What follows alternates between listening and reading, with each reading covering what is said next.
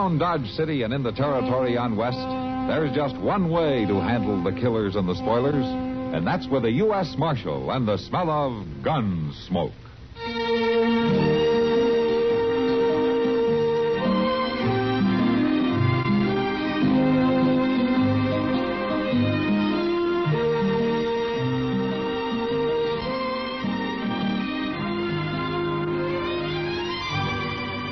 Gunsmoke, starring William Conrad. The story of the violence that moved west with young America. And the story of a man who moved with it. I'm that man. Matt Dillon, United States Marshal. The first man they look for and the last they want to meet. It's a chancy job, and it makes a man watchful. And a little lonely.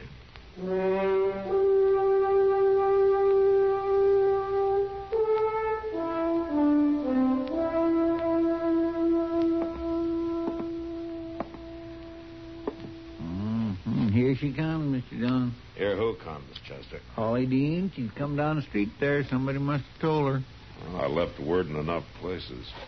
She sure is going to be upset about this. I doubt it.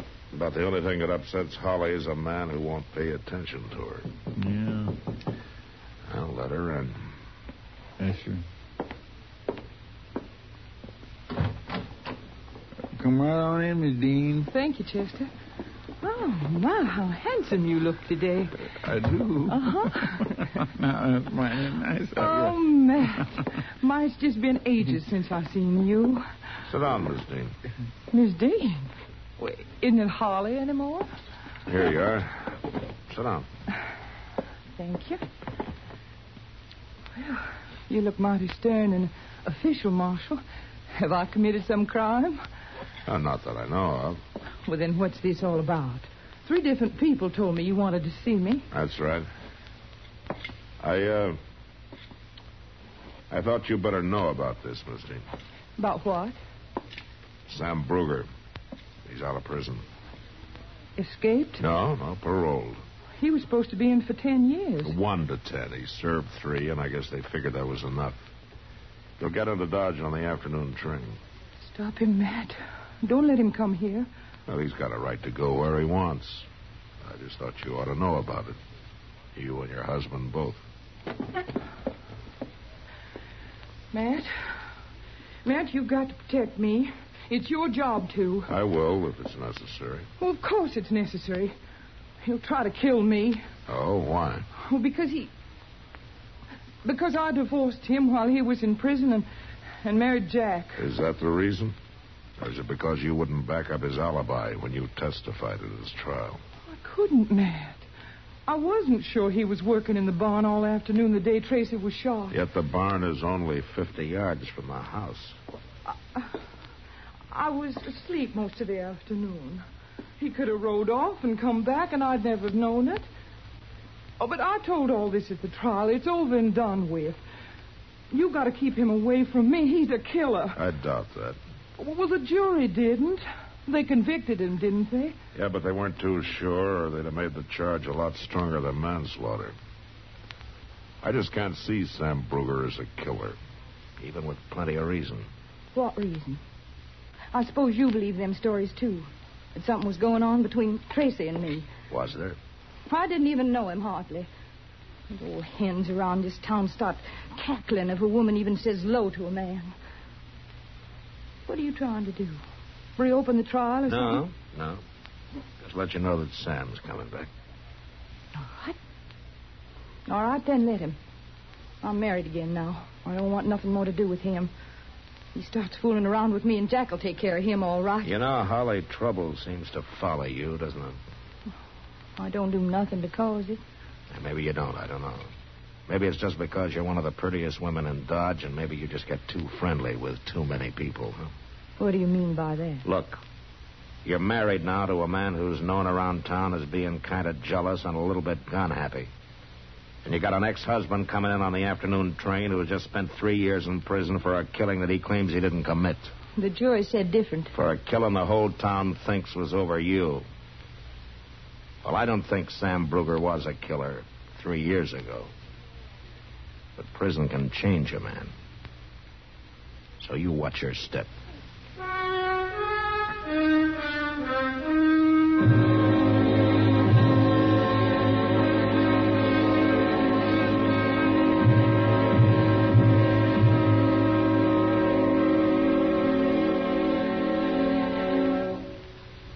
Now, just listen a minute, if you will. I've got a little story to tell you. Well, it's not so little. It's sort of a tall tale. Ever hear tell about Mike Fink? Well, he was a hero. A legendary hero, I guess you'd call him. The greatest keel boatman of them all. Yes, sir. Why, he was a Salt River roarer, a ring-tail squealer. Claimed he was half wild horse and half alligator. They say that Mike Fink could pole the equivalent of 400 loaded railroad cars upriver on a keelboat. That's sort of like a barge. And they say that if the currents made poling too tough, why, old Mike would just sit down and row for a while. Yes, sir. His strength and skill was the talk of the river. Nothing was too tough for old Mike to handle. He could load his boat from stem to stern in less than half an hour. And when it was going full speed, why, he could turn it on a dime, as the man said. He was a heap of man, was old Mike. But then along came the steamboats. Oh, they didn't hurt the keelboaters too much at first. But little by little, they took over. And you can be sure Mike was the very last of them to admit defeat. Now, Mike didn't just die and quit, you understand. He raced a steamboat clean up with Ohio, and he beat it, too. But Mike was sort of the spirit of all those valiant keelboaters. And as they quit one by one and just sort of faded out of the picture, why, old Mike did too. But as long as stories about him are still told and retold, the early pioneers of our waterways won't be forgotten, no sirree.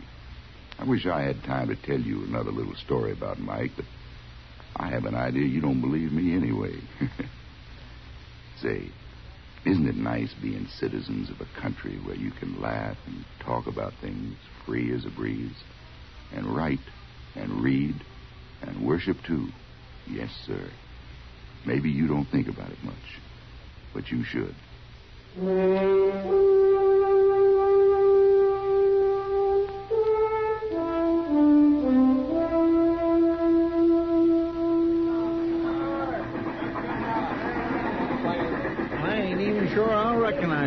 Mr. Dillon? Oh, he won't look too different, Chester. You reckon he's aiming to start trouble? I don't know. Yeah, by James, she's pretty enough to turn my head even if she was to put her mind to it. You'd have to get in line, Chester. There's about a dozen ahead of you. Oh, well, my land, I was just saying that, Mr. Dillon. I know her too well. Yeah, sure you do. Come on, Sam's getting off over there. Why, a man would just be plumb foolish to get tied up with a woman like that. Well, here's a man who can tell you. I declare he ain't changed hardly at all. Not outside, anyway. Hello, Sam. Well, Matt Dillon. Last man I saw when they took me away, first one I meet when I get back. Things never change, do they? Not too much. How are you? It's just a 3-year picnic, Marshal. You know, they take real good care of you up there. Even got bars all around to keep folks from getting in and bothering you. Yeah, sure. Marshal, how is Holly? Oh, fine. I saw her just this morning. You did, huh? Now, that's more than you're going to do, Bruger. What? Easy now, Dean. Sam, you remember Jack Dean, don't you? Oh, yeah. Yeah, a gambler. I didn't quite get that remark of yours, Dean. You got it, all right. You stay away from Holly. You hear me? Well, what are you on the proud about? Holly's married to him now, Sam. I thought you knew. No. No, I didn't know that. Well, you do now. And don't you forget it. You bother her, and I'll shoot you like a mad dog. All right, that's enough of that kind of talk, Dean. I want him to know how things stand. Well, now, all. wait a minute. I think maybe you ought to know how things stand, too, Dean. I come back here for just one reason. Just to find out who did kill Tracy Walters. The way I hear it, you did. No, Holly lied at the trial. She knew I never left the place that day. Now, I aim to find out why she lied. I told you to leave her alone. I got no interest in her otherwise. I feel sorry for you, Dean. I learned about Holly. I paid for it. Seems you ain't yet, but you will. No jailbird's going to talk about my wife like That's that. enough, Dean. Taking up for him, are you, Marshal? You get going. All right, I'll move. When the law won't protect a man's home, I figure he's got the right to do it himself. Thank you, Marshal. Man on parole can't afford to get into any arguments. Or wear a gun either, Sam. I'm going to have to take yours. Play it right down the middle, don't you? No exceptions for either side. Well, it works out better that way in the long run. All right. There you are. Thanks. I didn't kill Tracy, whether you believe it or not.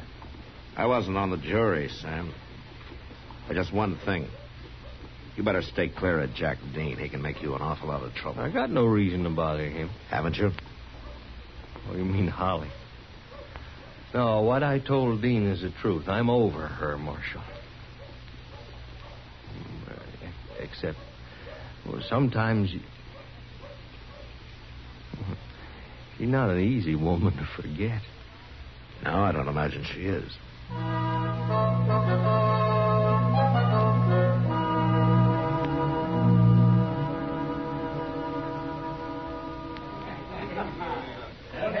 You know, he doesn't seem to have changed much, Matt. Sam Bruger, you mean? Yeah. Stopped in earlier and had a beer. He's quieter, of course. But it wouldn't be. 3 years is a long time to spend in a cell. Yeah, sure is, Kitty. Why didn't he make a fresh start somewhere else, Matt? Why did he have to come back to Dodge? Had to clear himself, so he says. Well, if he couldn't do it 3 years ago, he's got even less chance now. Yeah, I'm afraid you're right, Kitty. And with Holly here, it's just going to mean trouble. The way she carries on, I mean.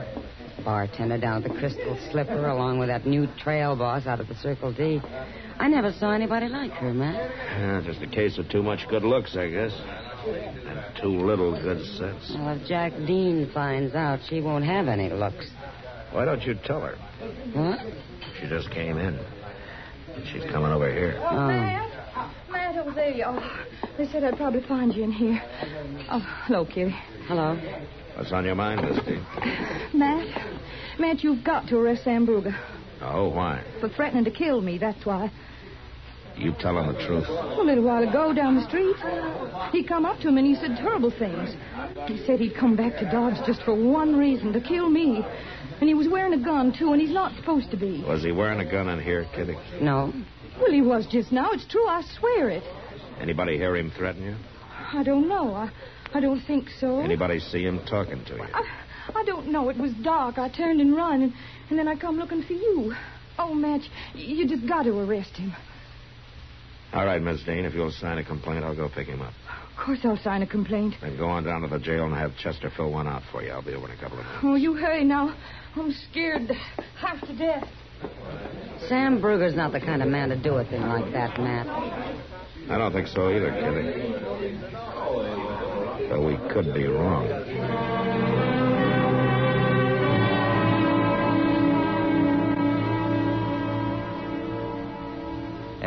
Matt, there are times when a man of honor like myself is appalled by the low ethical standards he finds among his friends and acquaintances. Oh, is that so, Doc? Go ahead, Doc. It's your move. Now, stay out of this, please, Chester. Matt, no doubt you know what I'm referring to. I just thought you were talking to keep from having to move that checker and letting me take 2 more of your men. Ridiculous. I've as good as got the game won right now. Then why don't you move? Yes, I never thought you'd do it, man. Do what? Let a passing weakness for a pretty woman make you throw an innocent man into that jail cell back there. He had to, Doc. She signed a legal complaint, didn't she? Not talking to you, Chester. Now, what makes you so sure that he's innocent, Plain Doc? common sense, that's what. Plus the fact that Holly Dean happens to be a born liar. Yeah, maybe. But he's got no alibi. So it's up to Judge Bent to decide it when he opens court. Oh, Judge Bent, she'll twist him around her finger just like she did you. Not unless she comes up with some witnesses. Bent's 71 years old. I don't care. What's that got to do with it? Look, go ahead and move the checker so I can get this game over with. It's late and I gotta get up early. That was the wrong side of the jail. Come on.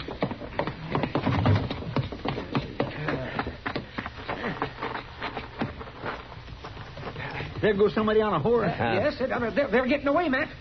Yeah, they've already got away. If we only had a moon tonight. What do you suppose they're trying to do, Mr. Dillon? And I got a pretty good idea.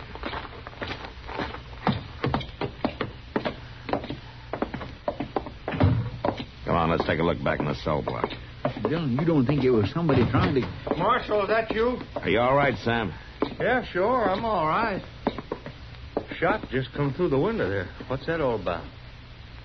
Sam, somebody just tried to kill you.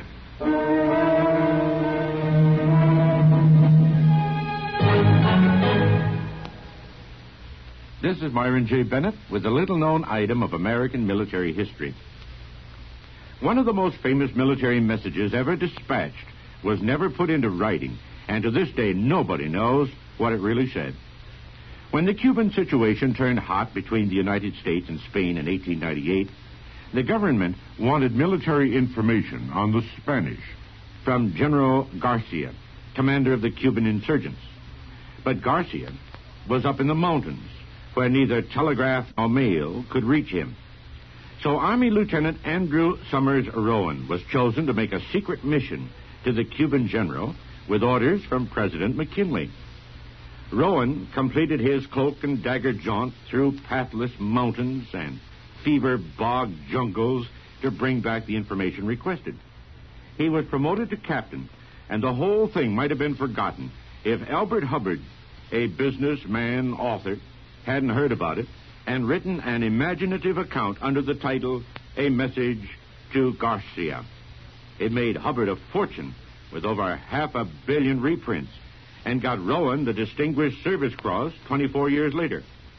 Asked long after the event what his message to Garcia was, the now retired Lieutenant Colonel flipped back an invitation from President McKinley to an old-fashioned New England boiled dinner at the White House.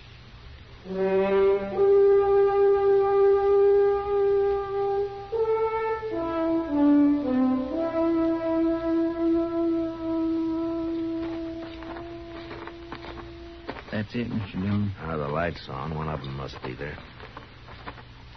Just what is it you're aiming to do, Matt? Surprise her, maybe. Catch her off balance. Got nothing else to go on. Sam.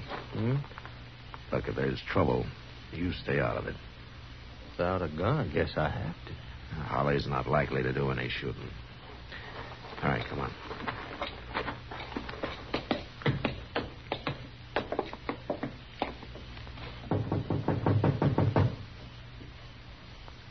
Who is it? It's Matt Dillon. I'd like to talk to you, Miss Dean. All right. Just a minute.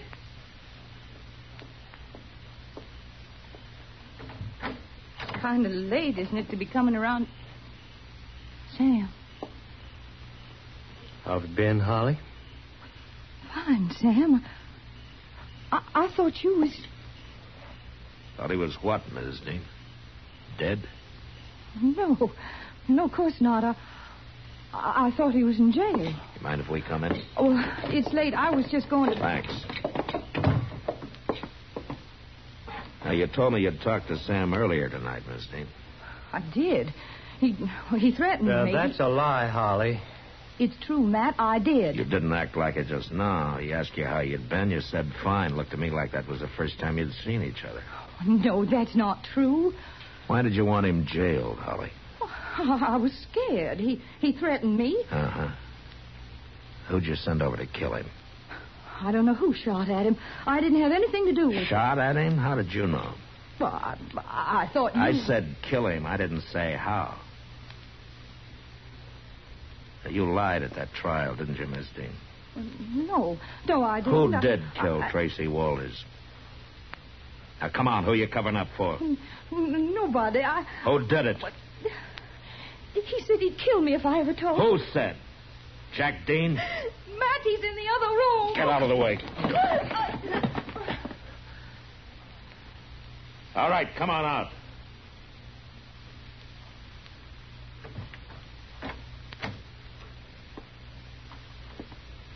You rotten little sneak. Keep your hand away from that gun, Dean. It's true, Matt. He found out about me, and I mean, he thought I was seeing Tracy, and he was jealous, and he shot him. I didn't know about it till after we were married, and then he said he'd kill me if I ever told. I've been terrified of him for 3 years. You know, a jury might believe that. And he tried to kill Sam tonight. I didn't know he was going to. No jury's going to get a chance to believe it. Hold it, Dean. If I'm paying, Holly's paying. Dean, hold it!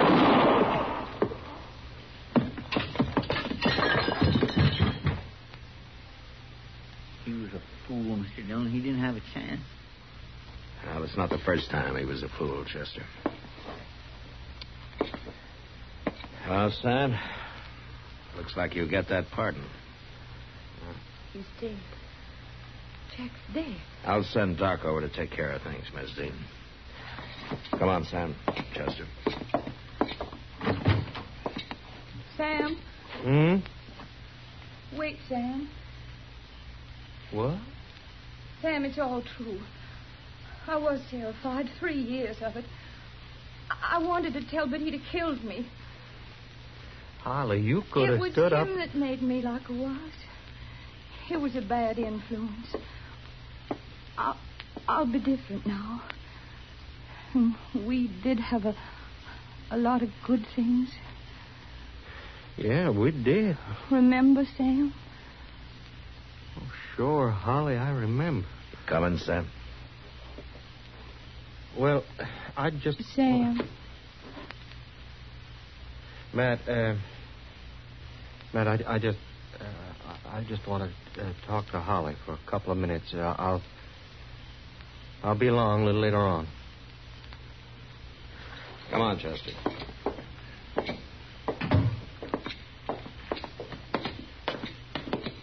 My, you'd think a man that's been took for a fool once would be cured, wouldn't you, Mr. Dillon? Either that or form the habit, Chester. That's like you said yourself. She's mighty pretty.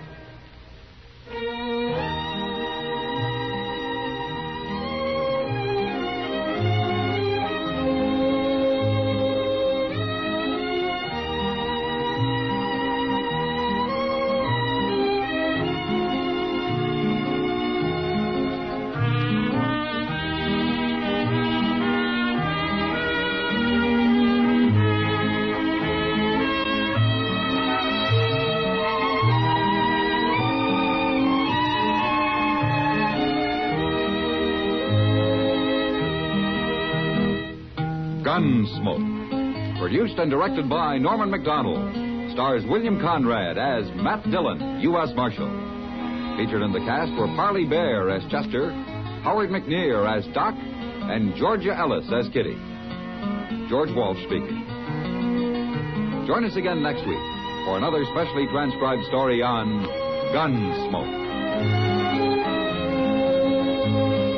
This is the United States Armed Forces Radio and Television Service.